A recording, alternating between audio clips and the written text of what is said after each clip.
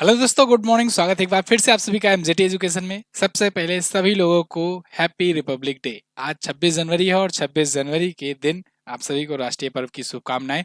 शुरुआत करेंगे। आज चूंकि संडे है, उस संडे को वीकली रिवीजन होता है और वीकली रिवीजन में आज हम लोग 20 जनवरी से 26 जनवरी तक के करंट अफेयर को डिटेल से अच्छे से एक्सप्लेनेशन के साथ रिवीजन करेंगे।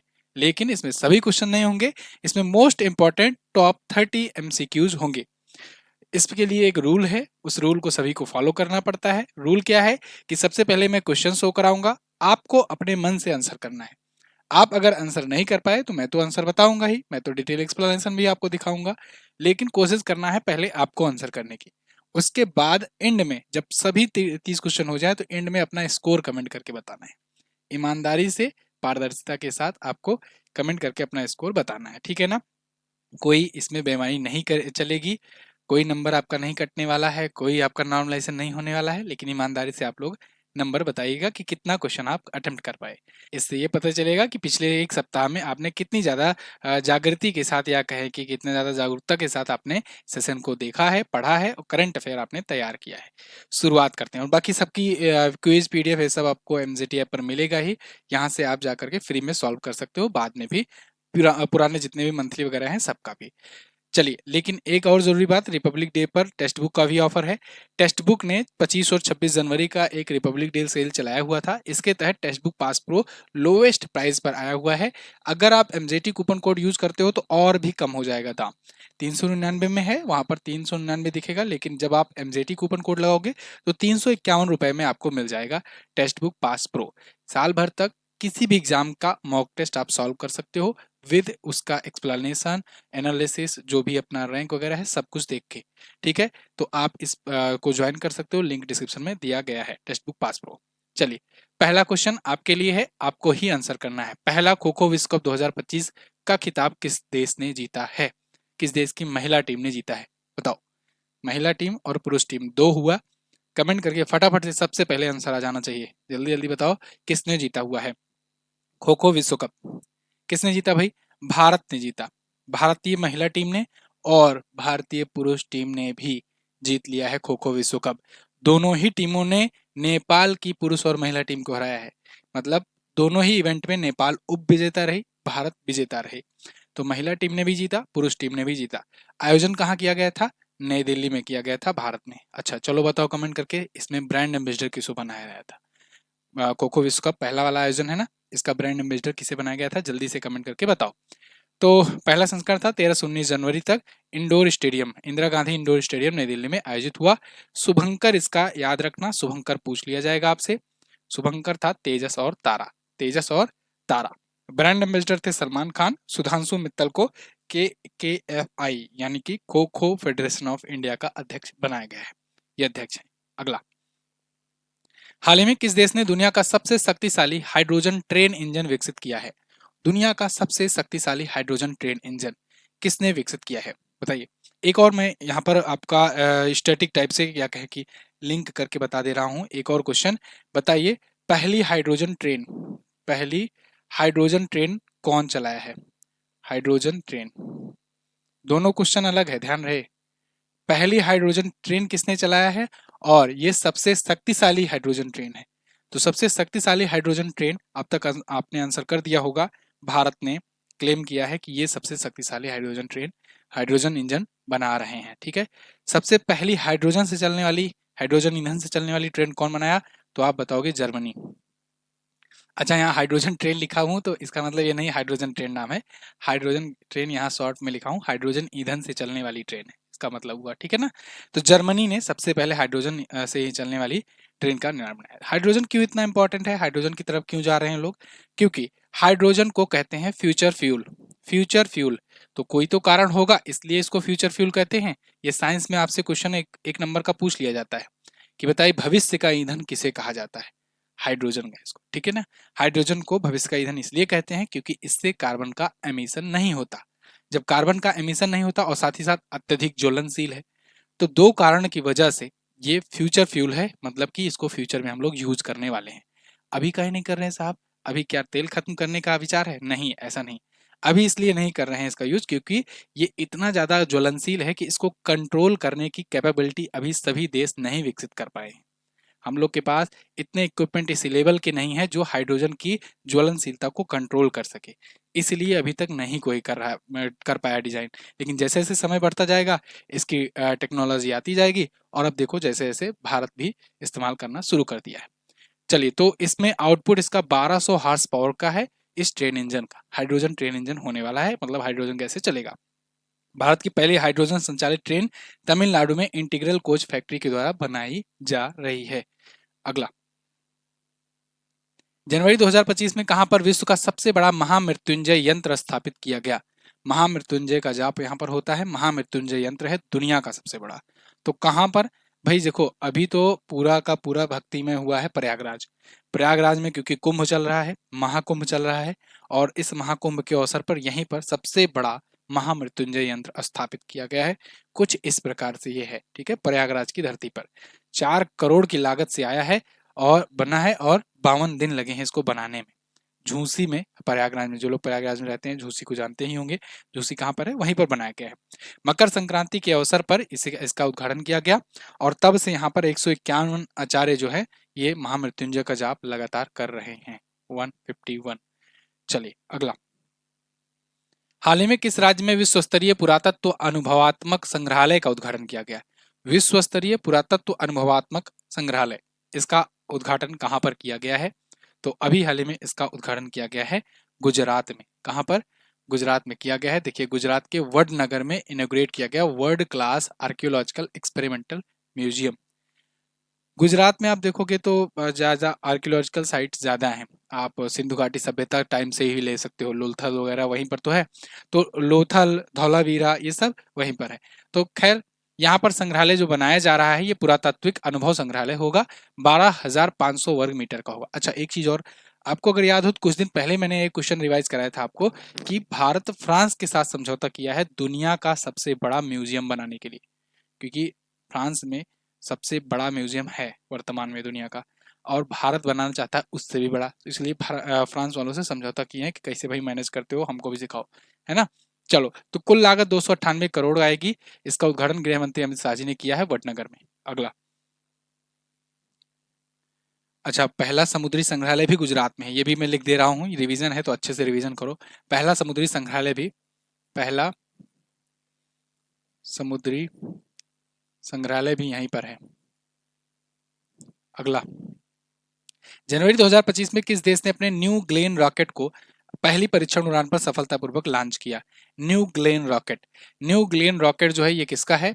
चलो बताओ किसका है। एक प्राइवेट स्पेस एजेंसी है, अमेरिका की स्पेस एजेंसी है, और जिसकी स्पेस एजेंसी है उस व्यक्ति के पास एक बहुत बड़ी ई कॉमर्स कंपनी है। बताइए नाम क्या है? ध्यान रहे, ई कॉमर्स कंपनी की मैं बात कर रहा हूँ, सोशल मीडिया कंपनी की नहीं, है ना। देखो, एलन मस्क जो है वो स्पेस एक्स के मालिक हैं, लेकिन उनके पास सोशल मीडिया कंपनी है एक्स, इसको खरीद लिए है ना, ट्विटर को। मैं यहाँ पर बात कर रहा हूँ ब्लू ओरिजन की। ब्लू ओरिजन जो है ये भी स्पेस से संबंधित कंपनी है, स्पेस एजेंसी है, और ये है अमेजन के फाउंडर जेफ बेजोस की कंपनी, और ये अमेजन के संस्थापक हैं। अमेजन जो है ये ई कॉमर्स कंपनी है, ठीक है ना। अमेजन के फाउंडर जेफ बेजोस की ही कंपनी है ब्लू ओरिजन, ये स्पेस से रिलेटेड कंपनी है। तो इसने अपना न्यू ग्लेन रॉकेट लॉन्च किया हुआ है, प्राइवेट स्पेस एजेंसी है अमेरिका की। अब ये जो ग्लेन नाम है ना, ये जॉन ग्लेन के नाम के रखा गया है। जॉन ग्लेन पहले अमेरिकी थे जो दुनिया का चक्कर लगाए थे, पृथ्वी की परिक्रमा करे थे, ठीक है ना, पहली बार। और बाकी ब्लू ओरिजन की स्थापना सन 2000 में की गई थी, जेफ बेजोस ने की थी।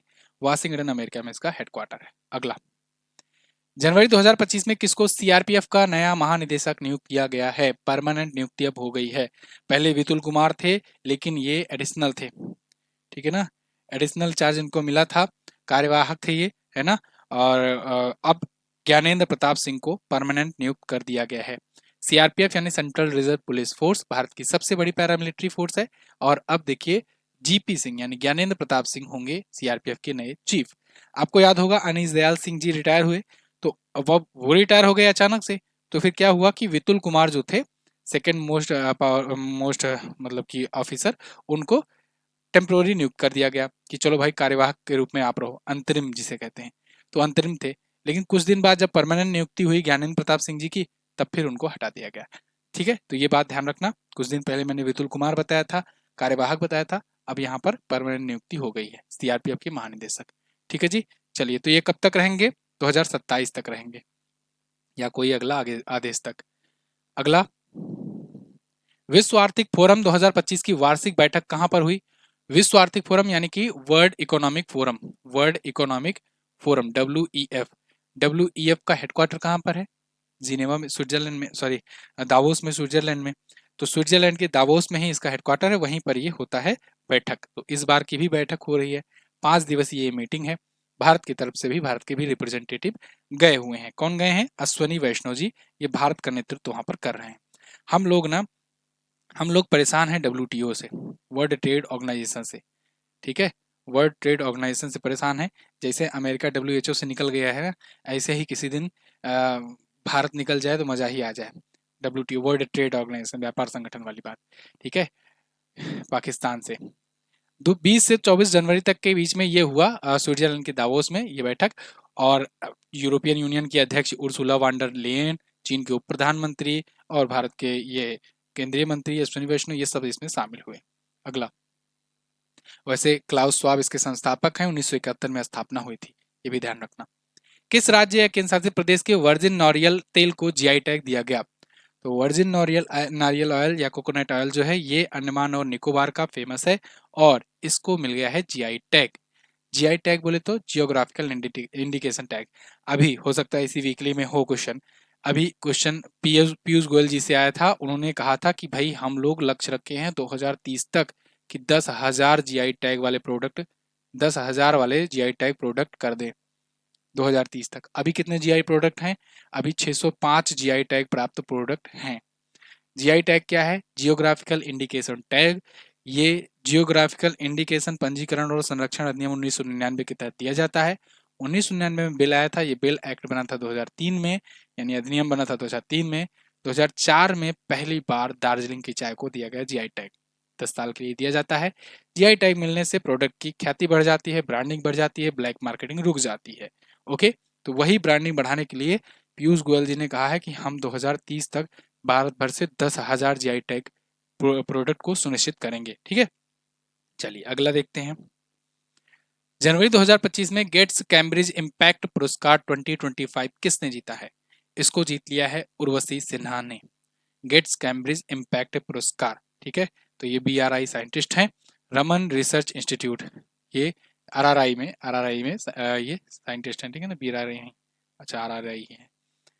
राष्ट्रीय क्वांटम मिशन में एक प्रमुख भूमिका भी निभा चुकी हैं। अगला, इंडिया ओपन बैडमिंटन में पुरुष एकल का खिताब किसने जीता? जैसे आप अलग अलग ओपन सुनते हो ना, सिंगापुर ओपन, चाइना ओपन, ऐसे ही होता है इंडिया ओपन बैडमिंटन का। ठीक है, ग्रैंड स्लैम वाली बात नहीं कर रहा हूँ टेनिस का, नहीं तो आप फ्रेंच ओपन, ऑस्ट्रेलियन ओपन और यूएस ओपन और ये सब काउंट करने लगो, ये नहीं। यहाँ बात हो रही बैडमिंटन की। तो बैडमिंटन में होता है इंडिया ओपन, ये भी फेमस होता है टूर्नामेंट। तो इसको जीत लिया है विक्टर एक्सल सेन ने। ये पुरुषों वाली बात की जा रही है, पुरुषों में विक्टर एक्सल सेन ने जीत लिया है, ये है विक्टर एक्सल सेन। और महिलाओं में जीता है एन से यंग, एन से यंग। भारत में होता है, नई दिल्ली में आयोजित किया गया केडी जाधव इंडोर स्टेडियम में। 22वां संस्करण था, 14 से 19 ये आयोजित हुआ। अगला, बाकी डबल्स, मिक्स डबल्स, ये सब नहीं याद करना है, परेशान मत होना, फालतू की चीज मत पढ़ो। ठीक है, चलिए, किस राज्य को समान नागरिक संहिता लागू करने की मंजूरी मिल गई है? यूनिफॉर्म सिविल कोड, कई दिनों से मंजूरी मिल रही है, फाइनली अब ये कहे हैं कि 26 जनवरी को इसको अप्लाई कर देंगे अपने राज्य में। कौन? उत्तराखंड, उत्तराखंड। ठीक है, बहुत दिनों से मतलब माहौल बनाया जा रहा है कि जिससे सब लोग अभ्यस्त हो जाए, हाँ भाई अब तो आ ही जाएगा, लागू हो ही जाएगा, कोई जैसे दंगा फसाद ना हो। तो उत्तराखंड में समान नागरिक संहिता लागू हो जाएगी। ये लागू करने वाला पहला राज्य बनेगा। ये मैं आपको कई बार समझा चुका हूँ, जो लोग केवल वीकली देखते हैं उनको मैं बता दूं, इसको ध्यान से रखना याद, कंफ्यूज मत होना।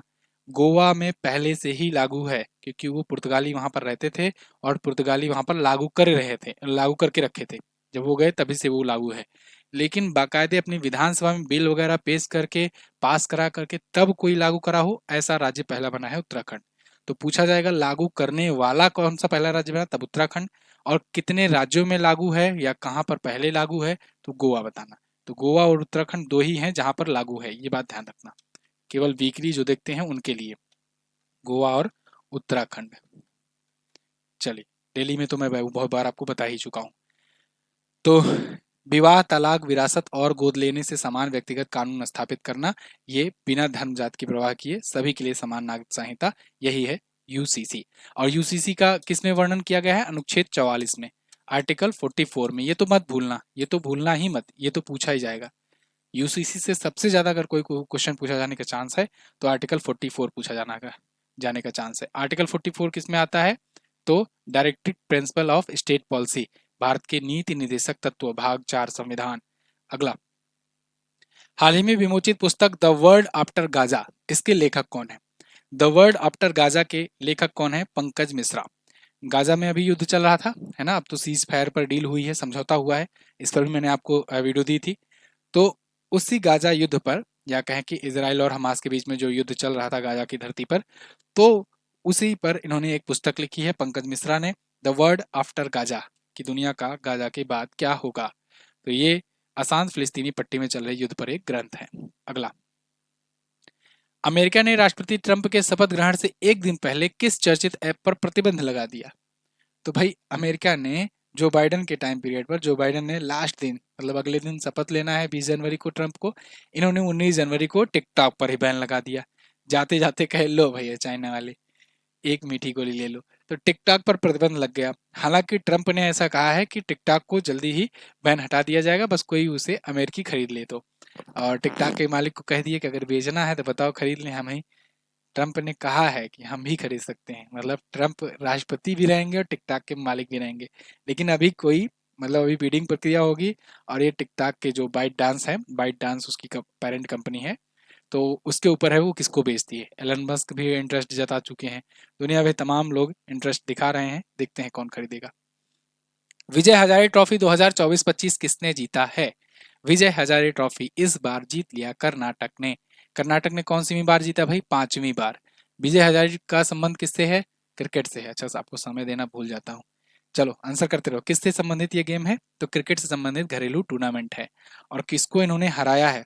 मतलब कि उपविजेता कौन रहा? तो उपविजेता रहा विदर्भ की टीम। विदर्भ जो है विजय हजारे ट्रॉफी को हार गई है फाइनल में। 5वीं बार कर्नाटक ने जीता है। और इसे, विजय हजारे ट्रॉफी को रणजी वनडे कहते हैं, वनडे रणजी कहते हैं।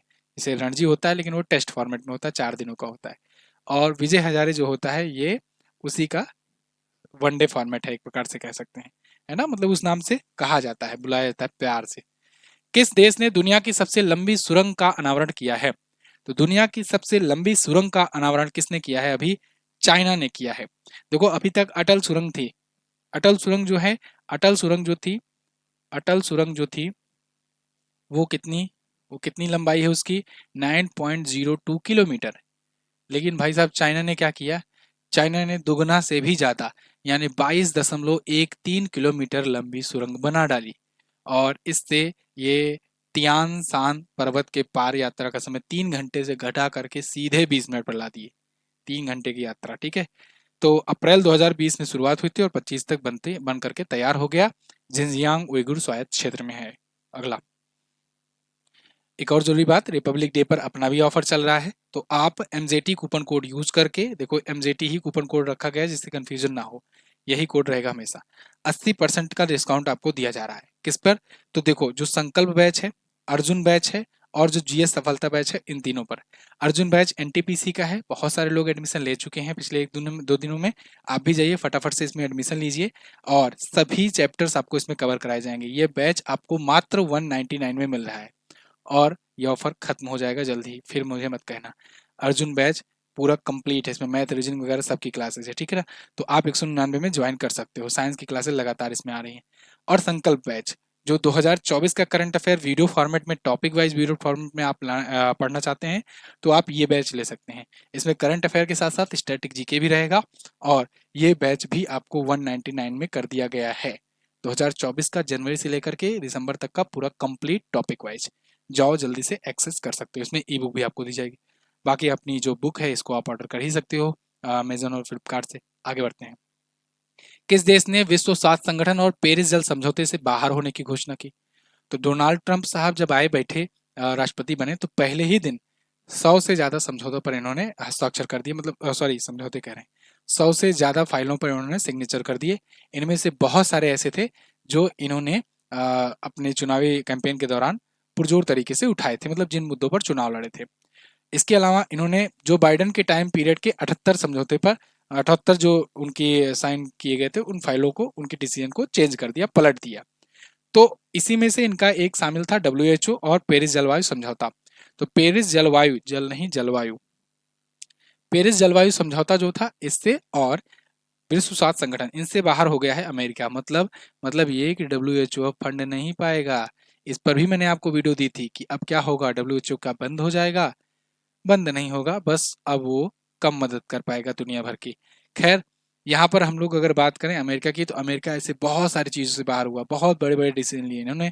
कहा कि मैक्सिको की खाड़ी अब मैक्सिको खाड़ी नहीं रहेगी, अब वो अमेरिका की खाड़ी रहेगी। साथ ही साथ मैक्सिको बॉर्डर पर इन्होंने इमरजेंसी लगा दिया। पनामा को कहा कि पनामा अब हमको दे दो, पनामा नहर, इस पर अमेरिका का कब्जा होगा। और पनामा से लेने की, छीनने की बात कहे कहे कि आप चाइना के उसमें ज़्यादा इन्फ्लुएंस में रहते हो। ऐसे बहुत बड़े बड़े डिसीजन इन्होंने लिए। खैर, डब्ल्यूएचओ से ये पहले ही खफा थे। जब पिछला इनका कार्यकाल था तो उस टाइम पर कोविड को ठीक से मैनेज नहीं कर पाई थी इनकी गवर्नमेंट, इसी वजह से शायद जनता ने रुष्ट होकर के इनको हरा दी थी चुनाव में। तो उस टाइम भी ये डब्ल्यूएचओ से बाहर हो गए थे कि अब फंड नहीं देंगे, लेकिन जो बाइडन आए थे तो फिर शामिल हो गए थे। तो इन्होंने फिर से कहा कि अब हम आ गए हैं फिर से, आई एम बैक, और इन्होंने सदस्यता कैंसिल कर दी। ठीक है। और जलवायु समझौते 2017 में ही एक बार बाहर हुए थे, जो बाइडन फिर से शामिल हुए तो ये आए फिर बाहर हो गए। है ना, दुनिया भर को ज्ञान देते रहते हैं ये लोग। और अपना देख रहे हो कितना क्रेजी क्रेजी डिसीजन ले रहे हैं। दुनिया भर को ये लोग ज्ञान देते रहेंगे कि अरे बस ऐसा ना करो, वैसा ना करो, तुम पे ये सैंक्शन लगा देंगे, वो लगा देंगे। अभी यही कोई और देश किया होता ना तो उस पर तमाम प्रकार के सैंक्शन लगाने की बात करते होते हैं। कहाँ पर तीसरे राष्ट्रीय खनन मंत्रियों का सम्मेलन आयोजित किया गया? तो तीसरे राष्ट्रीय खनन मंत्रियों का सम्मेलन जो है ये कोणार्क उड़ीसा में आयोजित किया गया है। अच्छा, आपको नहीं लगता कि मतलब अमेरिका के इस डिसीजन का भारत या बाकी देशों को अपोज करना चाहिए कि भाई क्यों डब्ल्यूएचओ से बाहर जा रहे हो? आप विकसित देश हो, इतनी बड़ी इकोनॉमी हो, फंड करते हो डब्ल्यूएचओ को, तो डब्ल्यूएचओ चलता है, दुनिया भर के सभी लोग फंड करते हैं, आप भी फंड करते हो, आपका थोड़ा सा ज़्यादा रहता है परसेंटेज, लेकिन उससे दुनिया की भलाई भी तो होती है। दुनिया भर के कस्टमर भी तो आप यूज़ करते हो। आपकी जितनी भी सोशल मीडिया साइट्स हैं, जितने सर्च इंजन हैं, माइक्रोसॉफ्ट वगैरह है, ये सब का दुनिया उपभोग कर रही है। आप दुनिया भर से व्यापार कर रहे हो। दुनिया के लोग जीवित रहेंगे तभी ना आपका सही यूज़ करेंगे। तो उनका केयर भी तो करो। भाई कोई कंपनी बड़ी होती है तो वो स्कूल कॉलेज या फिर कोई एनजीओ वगैरह भी तो चला करके लोगों की सेवा भी तो करती है बैकएंड में, कि हमारे कस्टमर हैं या फिर हमारे अगर ग्राहक हैं तो उनके परिवार वालों को अगर हम और भी सुविधाएं देंगे थोड़ा सा वो बढ़ेगा। तो भारत या बाकी देशों को अपोज भी करना चाहिए, मुद्दे को उठाना चाहिए कि भाई डब्ल्यूएचओ में आओ वापस।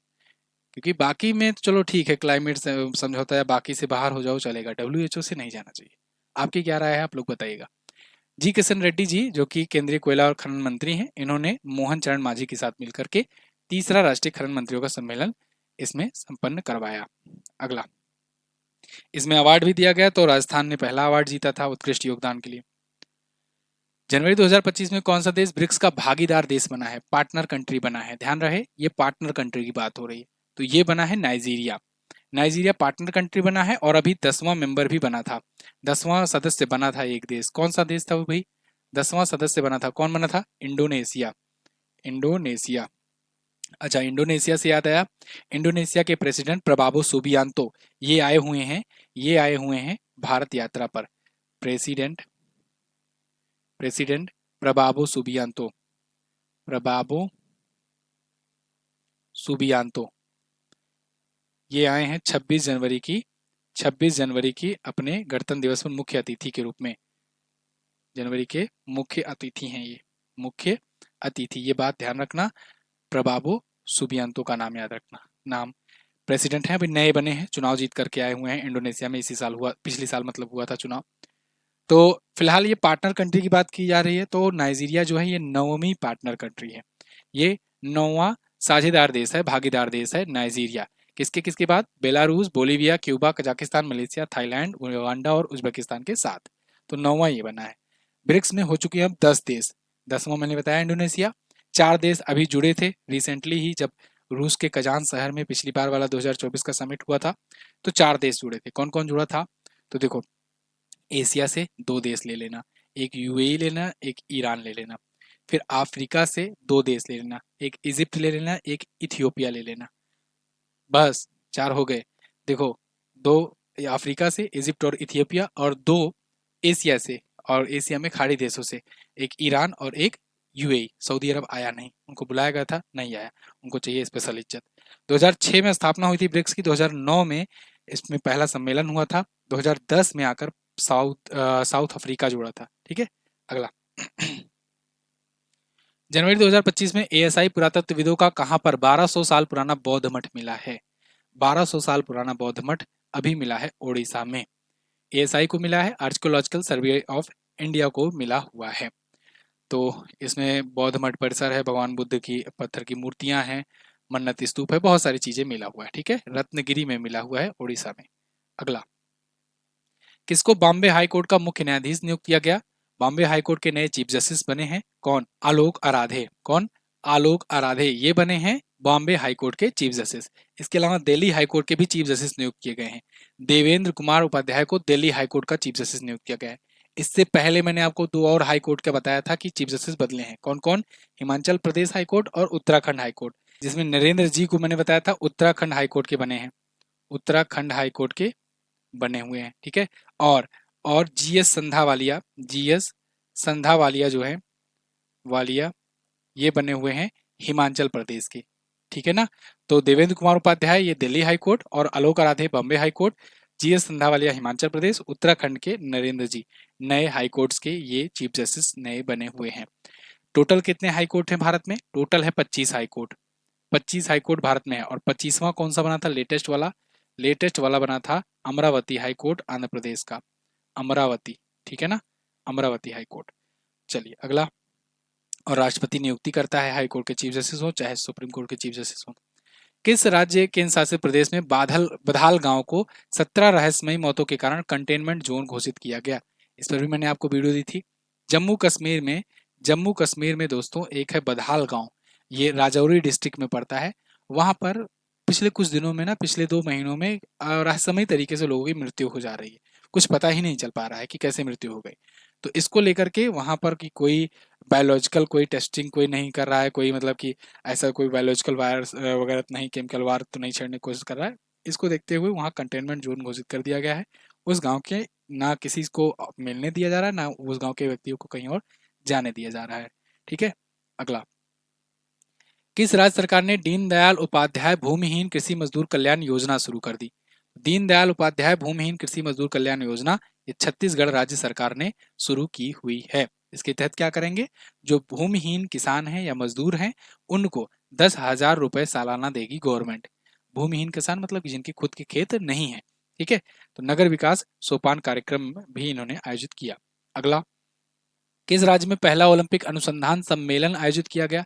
तो पहला ओलंपिक अनुसंधान सम्मेलन भारत में वहीं होगा जहां ओलंपिक लेवल की तैयारी चल रही है, ओलंपिक आयोजित कराने के लिए इनक्लेव बनाया जा रहा है। तो ये कौन सा राज्य है? ये गुजरात है। गुजरात में सरदार पटेल इनक्लेव है, उसी को ओलंपिक के लिए तैयार किया जा रहा है। हो सकता है 2036 में जब हम लोग मेजबानी पाएं तो वहीं पर आयोजित हो अपना ओलंपिक। ठीक है ना, 2036 की मेजबानी के लिए हम लोग प्रयासरत हैं। ध्यान रहे, अभी डिक्लेयर नहीं किया गया है।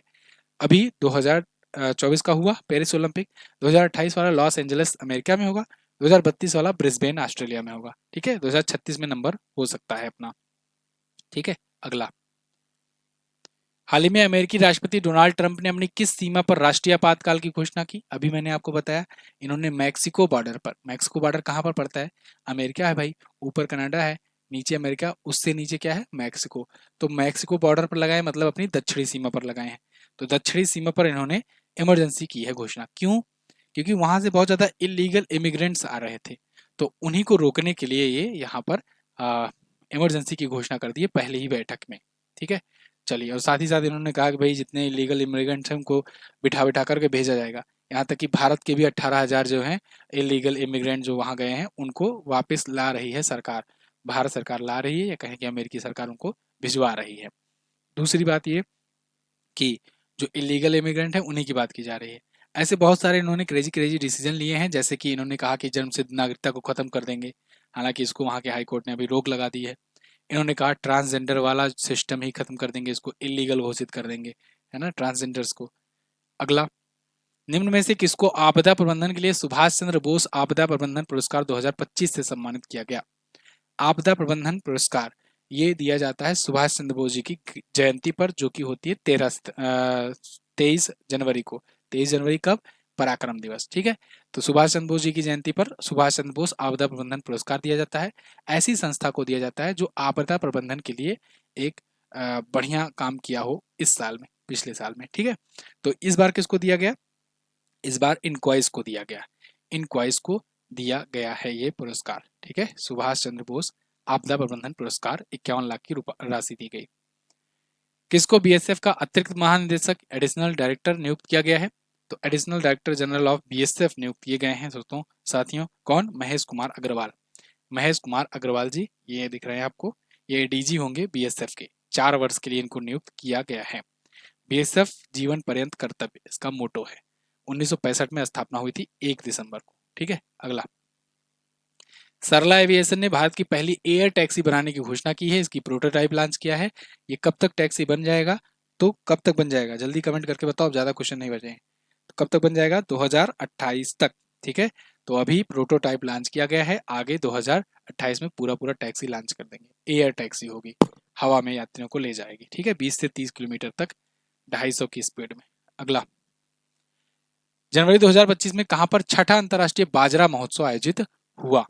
तो छठा अंतर्राष्ट्रीय बाजरा महोत्सव, चलो एक क्वेश्चन बता दूं मेरा, मैंने आपको डेली करंट अफेयर में पूछा था ना कि बताइए अंतर्राष्ट्रीय बाजरे का वर्ष या कहें मोटे अनाज का वर्ष, मिलेट्स का वर्ष किसे घोषित किया गया था? कई एग्जाम में ये क्वेश्चन बना है, अब बताइए जल्दी से। मैंने आपको डेली करंट अफेयर में बताया था, छठा अंतर्राष्ट्रीय बाजरा महोत्सव कहाँ आयोजित किया गया? ये बेंगलुरु में, कर्नाटक में आयोजित किया गया है। चलिए कमेंट कीजिए, कितने लोगों ने कमेंट किया। देखिए 2023 को मोटे अनाज का वर्ष घोषित किया गया था। ये क्वेश्चन ऑलरेडी कई एग्जाम में बन चुका है। मोटे अनाज का वर्ष या कहें मिलेट्स का वर्ष या कहें कि बाजरा का वर्ष।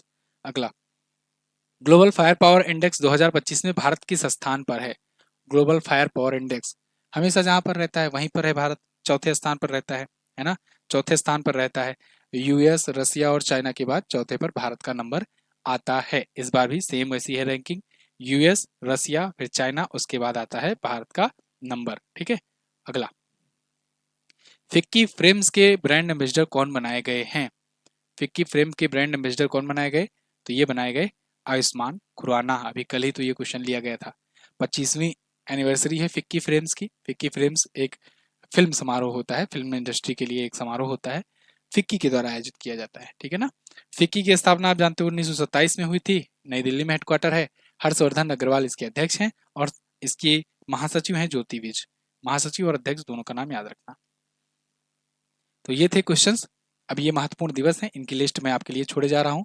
ये लिस्ट वीडियो को पॉज करके आप रिवाइज कर सकते हो, और ये है इंपॉर्टेंट फैक्ट आयोजन सम्मेलन से, इनको आप रिवाइज कर लेना। इसके अलावा ये ब्रांड एम्बेसडर हैं, इनका नाम याद कर लीजिएगा। सब आपको पीडीएफ में मिलेगा। पीडीएफ कहाँ पर मिलेगी?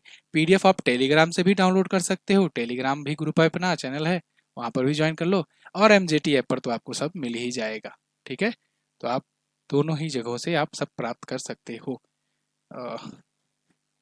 चलिए, मिटेगा नहीं कोई चीज़। थैंक यू सो मच, और इसका फ़ायदा उठाइए रिपब्लिक डे सेल का। मैं मिलूंगा अगली वीडियो में, तब तक के लिए नमस्कार, जय हिंद, वंदे मातरम।